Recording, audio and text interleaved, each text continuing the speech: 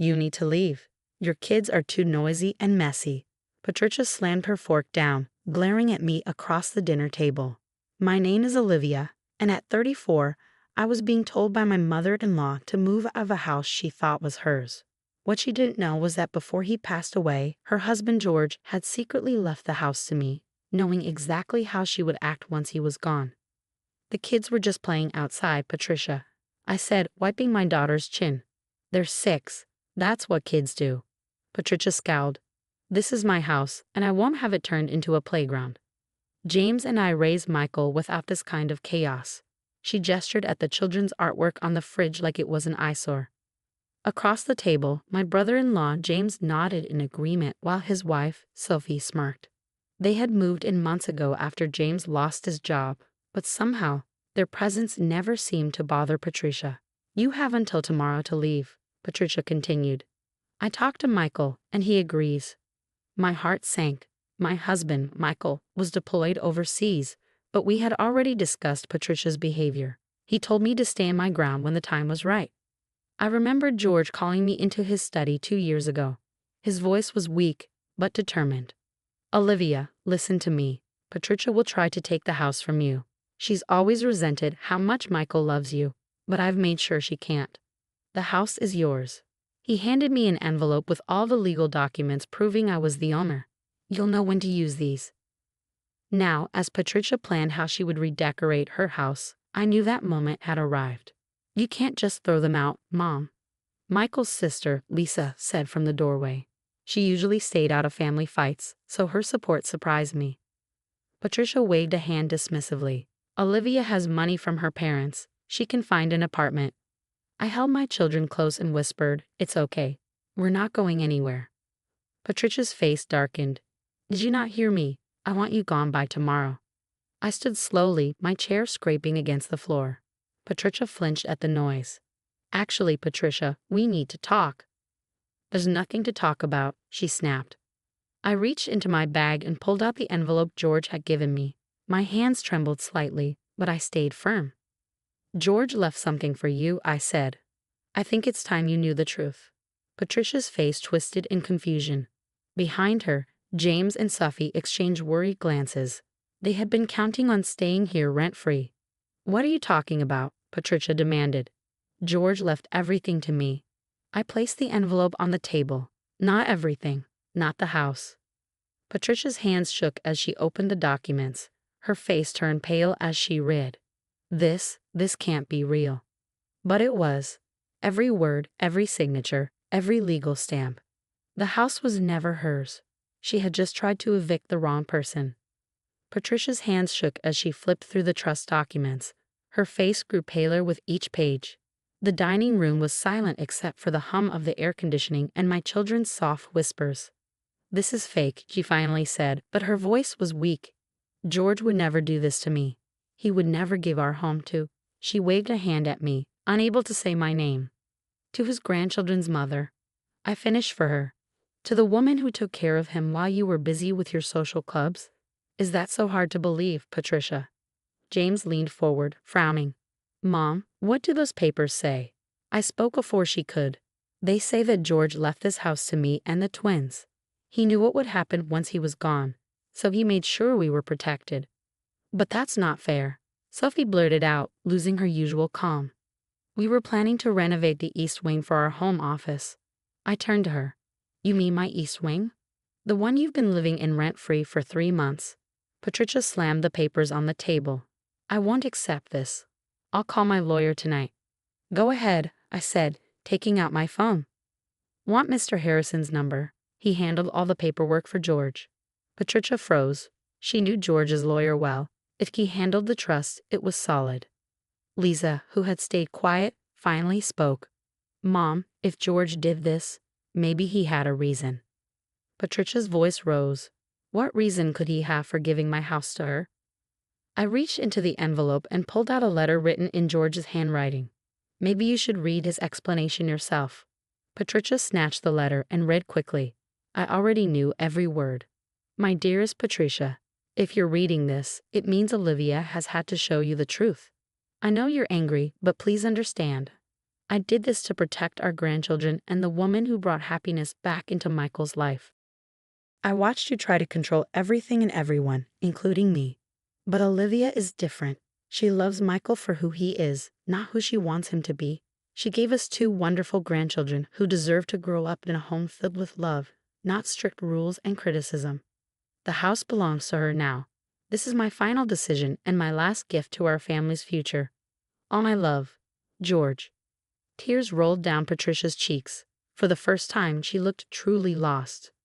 Daddy? Emily tugged at my sleeve. Are we really staying? I knelt beside my children and hugged them.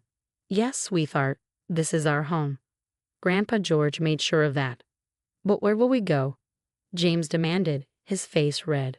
Sophie and I can't afford our own place. I stood up. You're welcome to stay if you start paying rent. Market rate with a lease. The same goes for you, Patricia. This is still your family home, but under my terms now. Patricia looked up, her makeup streaked with tears. You expect me to pay rent?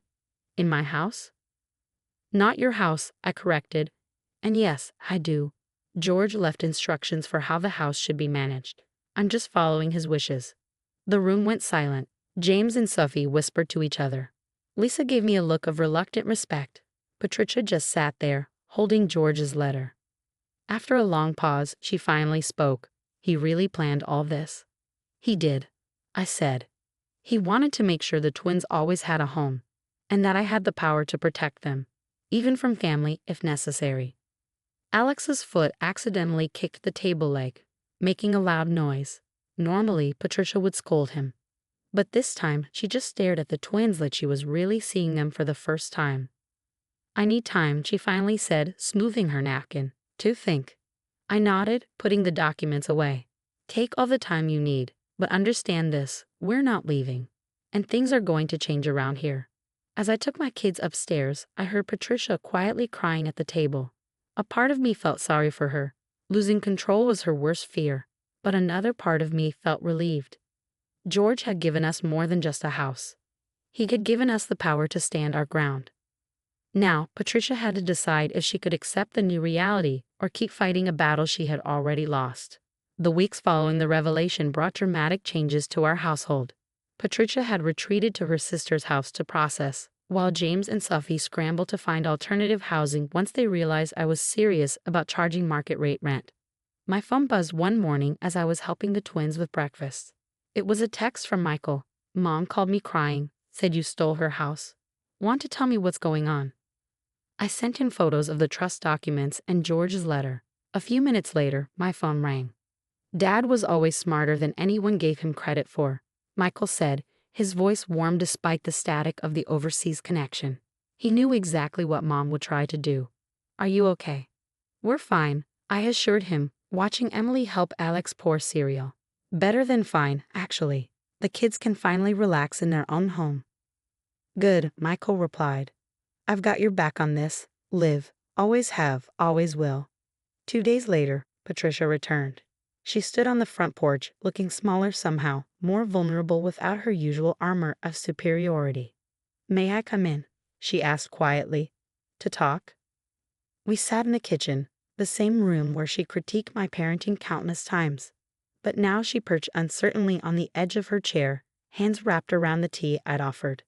I've been reading George's letter over and over, she began. He was right about me, about everything. She took a shaky breath. I was so focused on maintaining control that I never saw what I was doing to this family, to my grandchildren. As if on cue, we heard laughter from the backyard. The twins were playing in the sprinkler, something Patricia would have forbidden just weeks ago. They're good kids, Patricia, I said softly. They just need space to be themselves. She nodded, tears forming in her eyes. George knew that. He saw what I couldn't, or wouldn't see. She reached into her purse and pulled out an envelope. I had my lawyer review everything. The trust is ironclad. The house is legally yours. It's still your home too, I reminded her. If you want it to be, but things have to change. I know, she whispered. I'd like to try to do better. To be the grandmother they deserve. Over the next few months, we all watched in amazement as Patricia slowly transformed. She started joining the twins for arts and crafts, actually participating instead of just criticizing the mess. She learned to laugh when Alex accidentally spilled his juice instead of reaching for her cleaning supplies in panic. James and Sophie eventually found their own apartment, realizing that depending on Patricia's favor had held them back from growing up.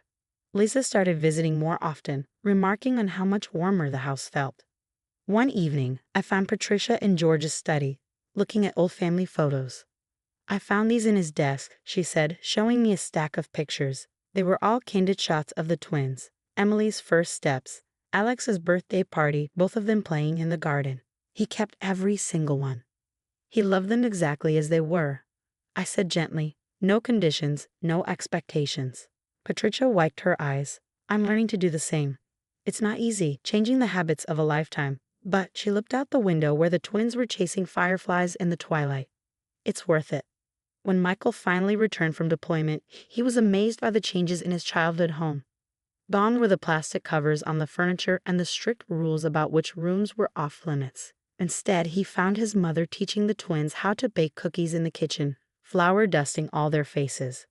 "Dad would love this," he whispered to me as we watched them together. This is exactly what he wanted. He was right. George's final gift hadn't just been the house. It had been the opportunity for his family to heal, to grow, to learn to love without conditions or controls. 1 year to the day after I revealed the trust documents, we hosted a family dinner. Patricia had helped the twins decorate the dining room with their artwork, proudly displaying their creativity instead of hiding it away. As we sat around the table, Patricia raised her glass. "To George," she said, her voice thick with emotion, who knew exactly what this family needed, even when we didn't know ourselves. I watched my children beam at their grandmother, saw the genuine warmth in her smile as she looked back at them, and knew that George had been right all along. Sometimes love means making hard choices, setting firm boundaries, and forcing people to face uncomfortable truths. But if you're lucky, those tough choices lead to something beautiful.